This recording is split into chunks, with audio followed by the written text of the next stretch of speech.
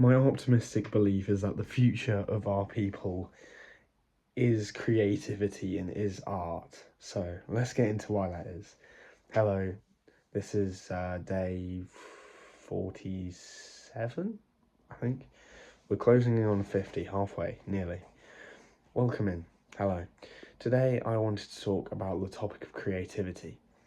Creativity, as we all know, is something we've been taught from a young age, or most people have been taught from a young age, which is sort of, imagination, art, expression of self, and it's a skill that is really valuable because it helps you to become a really ingenious person. You're able to look at a problem and see other ways around it if you're more creative. You can think outside of the box a bit more, you can infer more, so you can transfer knowledge and communicate better with other people. So that's something that I find interesting is that like creativity is something I think we should all be more creative. I think it would make the world a lot better if we were. Especially there's some people that struggle to be creative. They're just so boring and plain and just like really dull, and it's like, why, how do you even have fun like that? Do you know what I mean? Have a bit of creativity, let yourself go a bit, feel free to be a bit cringy, it's fine, no one cares that much, everyone will forget about it in like a week anyway. And that's what one of the things I've been working on recently is sort of just being a little bit more creative, just allowing myself to do that. I've been working on a project. It'll be out soon, hopefully, if I get it done. We'll see.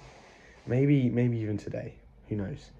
But with this project, I've just sort of allowed myself to be a little bit more creative with how I'm running it and just sort of go with the flow, see what works, and at the end of the day, if it doesn't work out, no one will see it, so it doesn't matter. If it does, then that's great. Worst case scenario, lots of people see it and lots of people don't like it, and then everyone calls me a lot of mean things. That wouldn't be very nice. Although calling me mean things, however not nice it is, it does boost the algorithm. So if you want to comment any offensive things towards me, feel free. Hardens my skin, makes me a stronger person. And it also strengthens my creativity because some of the best creatives were under a sort of intense pressure for a lot of their career. Van Gogh, everyone hated him when he was alive. And then after he died, they were like, he was actually an alright guy and he was a pretty solid painter, wasn't he? So it's this sort of creativity, getting back to the main point, is the fuel of human life, is going to be the future, as I said earlier, because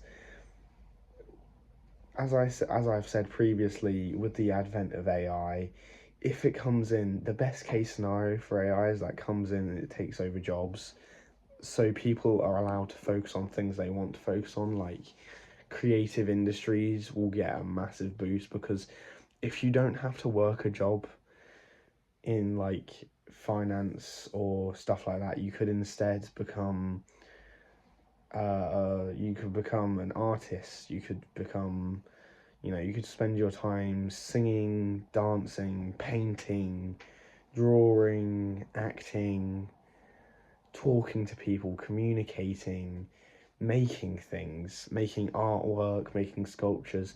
You can really, really spend more time on expression and artwork and creativity as a whole, and I think that is the best case scenario with AI.